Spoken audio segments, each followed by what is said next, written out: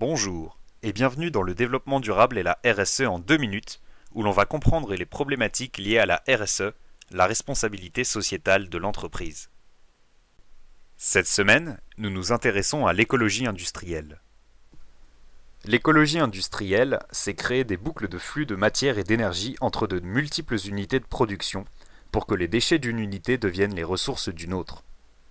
Pour continuer le parallèle avec la biosphère des derniers épisodes, il s'agit de mimer ce qui se passe dans la nature, où tout est en symbiose et où il n'y a pas de déchets.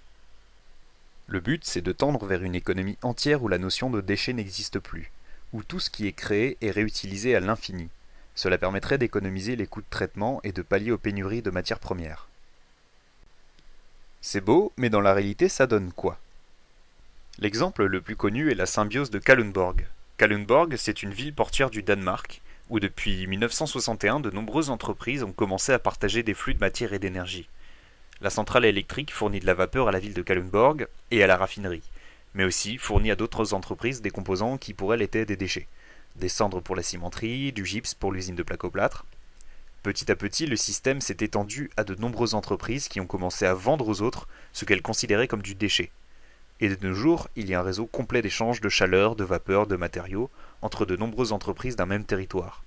Chaque entreprise transforme du coup, le déchet à traiter, en gain, la ressource. Et ça se met comment en place?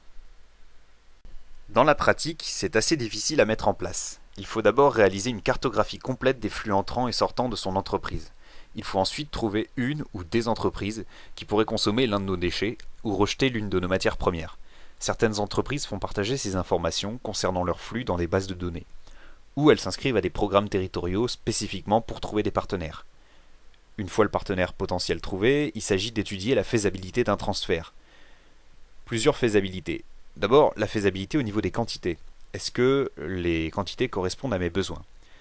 La deuxième faisabilité est la faisabilité technique. Si vous rejetez par exemple des copeaux et que votre partenaire en consomme, il faut vérifier si ces machines peuvent utiliser vos copeaux.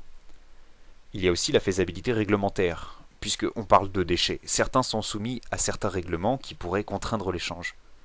Et enfin, il y a la faisabilité économique. L'opération est-elle rentable? On comprend donc que la mise en place de symbiose industrielle est relativement difficile, mais que le jeu en vaut la chandelle. Pour plus d'informations, je vous renvoie vers 2 excellents ouvrages, vers une écologie industrielle de Søren Erkman aux éditions Charles Léopold Mayer, et Mettre en œuvre l'écologie industrielle de Cyril Adoux aux presses polytechniques et universitaires romandes.